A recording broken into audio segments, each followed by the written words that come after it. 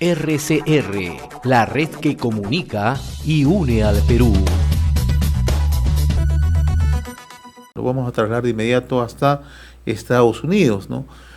Allí se encuentra el ingeniero Manuel Aguilar Villalobos. Él es científico, magíster en Ingeniería Mecánica en la Universidad Estatal de Huay, quien accede, y le agradecemos la gentileza que tiene con RCR, Red de Comunicación Regional. Ingeniero Manuel Aguilar Villalobos, qué gusto saludarlo, como siempre es muy grato, un abrazo a la distancia. Gracias, de igual manera, buenos días al señor Hernández y audiencia de RCR. Estoy a vuestra orden. Usted es una persona que siempre está pendiente de lo que ocurre en nuestro país, ¿no? También porque ha desarrollado actividad profesional muy cercana, sobre todo en zonas altoandinas, en zona de producción minera, ¿no? Y acá en el Perú hemos ingresado justamente a una etapa de reactivación económica, ¿no? En medio de una creciente emergencia sanitaria, y siempre se pone en evaluación a las distintas actividades, entre ellas la actividad minera, ¿no? En esta cuarentena, ¿no? Usted que sigue muy de cerca, ¿no?, los acontecimientos de nuestro país, ¿cómo es que se puede evaluar los efectos en la actividad minera y también en la actividad no minera frente al COVID, ¿no? Claro que se puede hacer. Hablamos de una cuarentena de aproximadamente 107 días o más en algunas regiones actualmente, y eso facilita usar protocolos establecidos para obtener confiable data que pueda identificar y evaluar los efectos de las actividades mineras y no mineras en las zonas de influencia. Eso es relativamente sencillo cuando uno conoce que las metodologías que se pueden usar y que, como repito, haya protocolos establecidos. Porque, dígase de paso, si me permite, la minería ha sido acusada en diferentes circunstancias y tiempos de causar efectos de contaminación, sea en la salud, en el medio ambiente, en sus áreas de influencia. Y si me permite una pequeña sugerencia, permítame establecer que en Perú, según las estimaciones del doctor Kirk R. Smith, principal asesor ambiental de la Organización Mundial de Salud, en lo que se refiere a la mortalidad anual ambiental, en Perú, 6.420 muertes por contaminación domiciliaria, equivalente casi a 17.6 personas por día, y 1.996 muertes anuales, equivalente a 5.5 por día, por contaminación en espacios abiertos. Mucho de la contaminación domiciliaria es a causa de la exposición al humo del combustible usado para preparar los alimentos. Según nuestras publicaciones científicas, el tiempo promedio para preparar los alimentos, por ejemplo, a 3.400 metros de altura, toma 3 veces más tiempo que a nivel del mar. Hablamos Trujillo como referencia.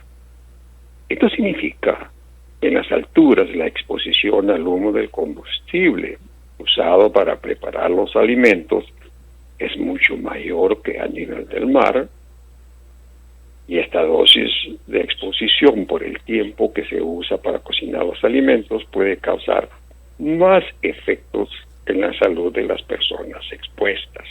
Esto rara vez se menciona en nuestro país.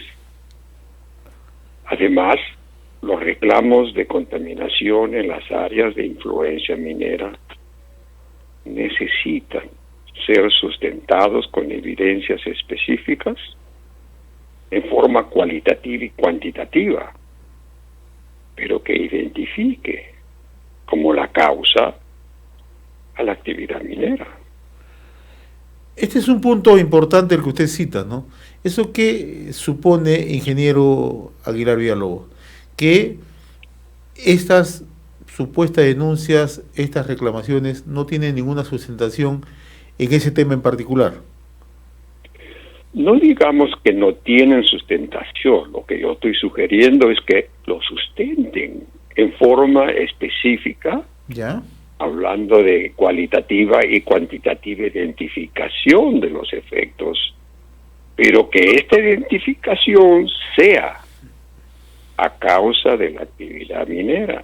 Inclusive la Ley General de Medio Ambiente establece esa causalidad. No se puede decir, estoy afectado por lo que sea, y echarle la culpa a la minera, porque muchas veces, pues, esa es una vía muy lucrativa. Y dentro de ese tema de exposición, siempre se escucha o se lee asociar a la minería como una causa de los efectos por exposición a metales o metaloides. Pero esta asociación requiere protocolo científico para identificar y sustentar la fuente o fuentes, porque a veces hay más de una fuente del metal o metaloide objetivo. Ahora, se trata, le escucho. Sí, en el Perú estamos viviendo una emergencia sanitaria por el COVID-19, ¿no? Entonces, en esta etapa es importante recoger, ¿no?, cuánto las actividades pueden garantizar un mejor cuidado y una mejor prevención. En el caso de la minería, con la experiencia que usted ¿tiene un mejor trabajo de prevención, de bioseguridad respecto a otras actividades?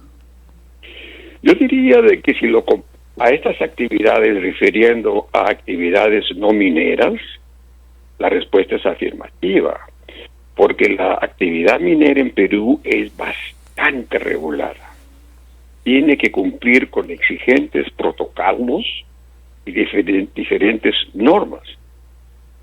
Pero bueno, también en caso de minería a tajo abierto, ellos prácticamente tienen su propia área de actividad y salen afuera de su área de actividad o propiedad minera solo para en los casos eventuales o necesarios.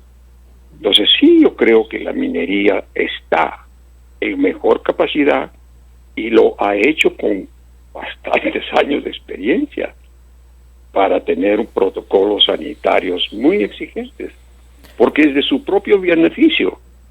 La minería subsiste porque son competitivos en el costo de producción y la venta de sus productos.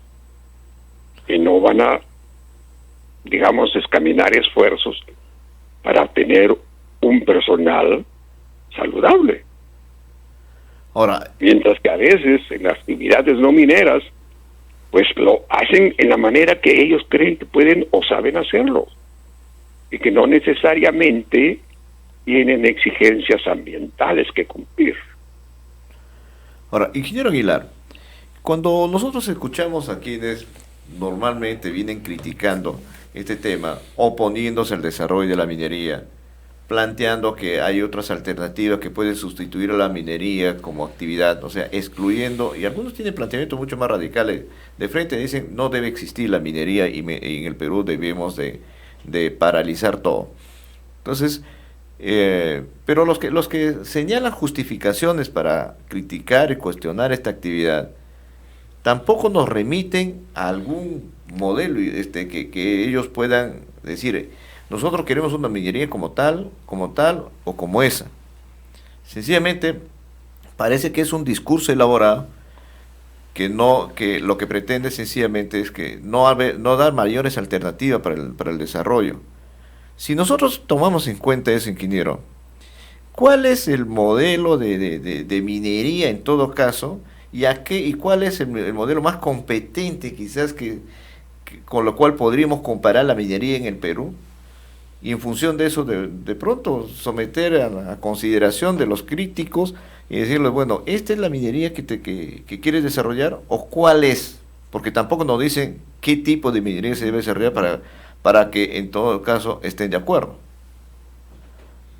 Es que el objetivo de ellos es obstruir, crear caos y después exigir algunas regalías. Ellos no tienen que preocuparse de proponer modelos alternativos. Solamente muchos de ellos utilizan este tema obstructivo para ganar algún beneficio. Yo pienso que una minería sostenible es responsable. ¿Qué significa eso? Tiene que, en primer lugar, ser competitiva a nivel mundial. Los metales, el cobre, se produce en muchas partes del mundo.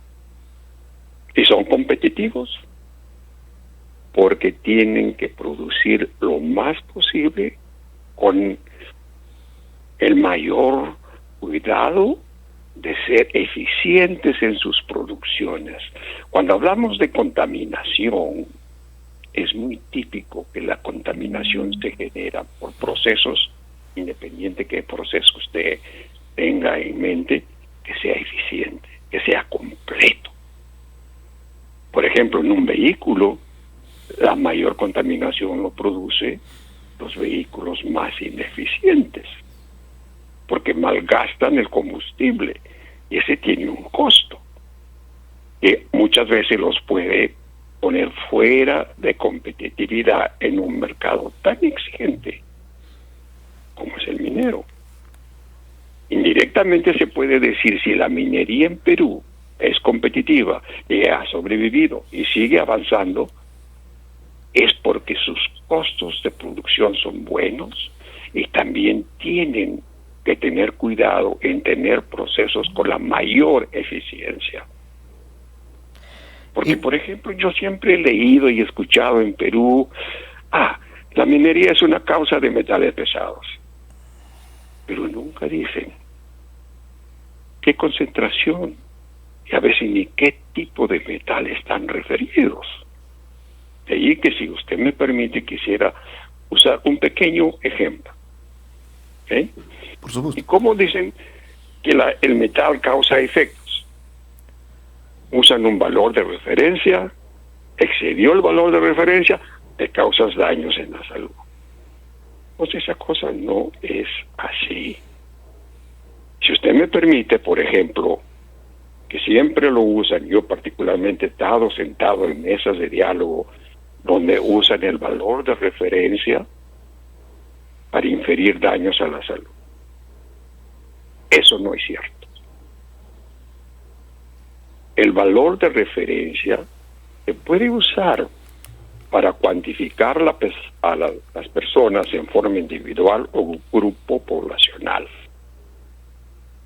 Los valores de referencia son afectados por variables ambientales, patrones de exposición, y estos valores pueden cambiar con el tiempo.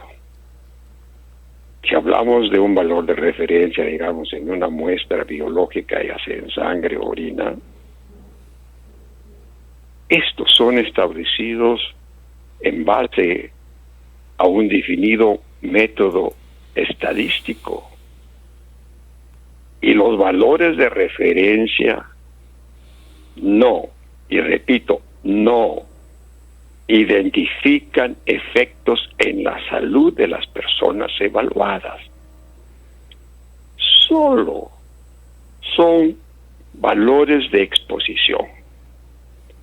Y es normal, señor, en una evaluación de muestras biológicas, que exista un porcentaje que excede en el valor de referencia. Pero repito, el valor de referencia no tiene nada que ver con efectos en la salud. Y en Perú frecuentemente se escucha, sobre todo en el sur del Perú, exposición a arsénico, y que causa daños diversos. Por ejemplo, el arsénico inorgánico es el más asociado con potenciales daños. En cuanto a arsénico inorgánico, en Perú, en el sur de Perú específicamente, ha habido exposición a arsénico inorgánico de fuente natural de más de 7,000 años. Y si comparamos sus efectos, permítame introducir al pireno 1, que es una sustancia química que se forma típicamente en la combustión incompleta de compuestos orgánicos.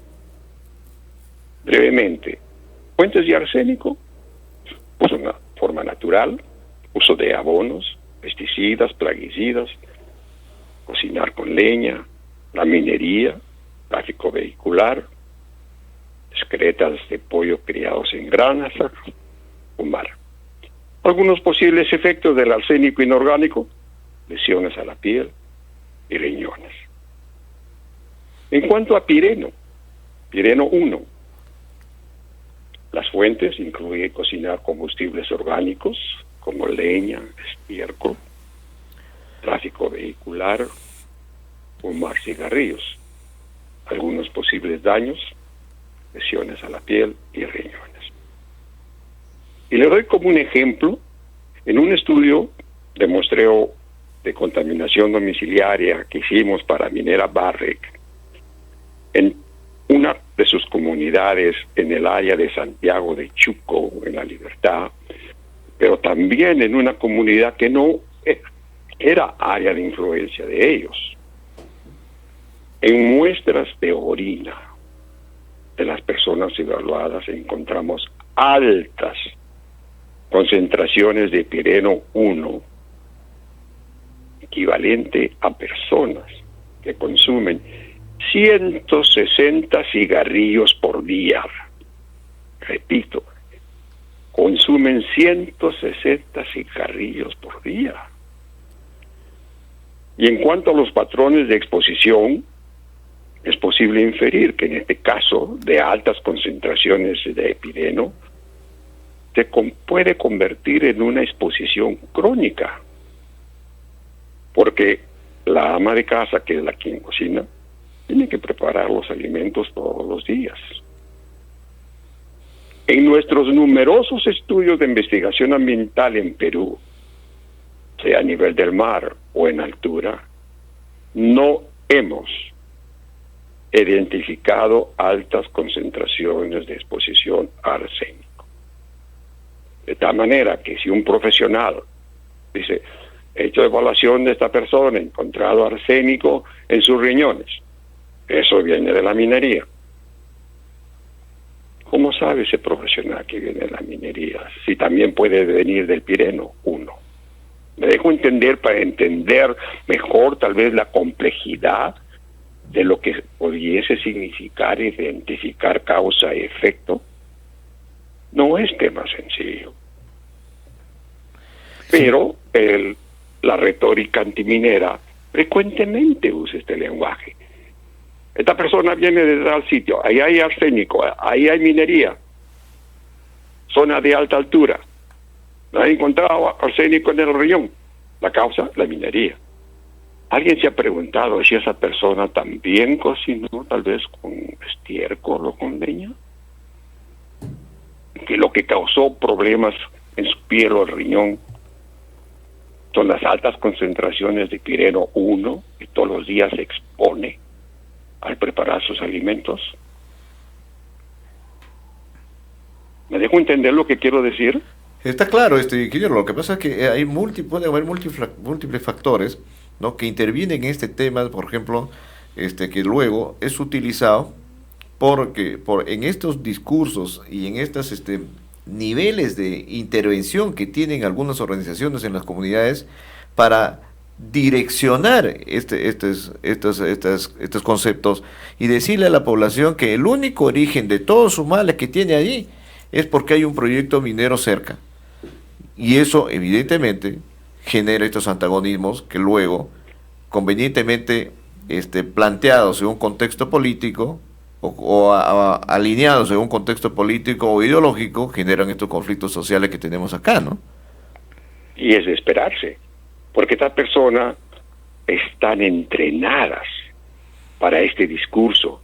Yo recuerdo caminar en una zona alta andina en el Cusco, más de 4.000 metros, donde pasaba un canal de regadío, el agua era turbia, y había un niño ahí, yo le estimo de 5 años, con su mamá, su papá. Le digo: oiga, ¿y esto qué?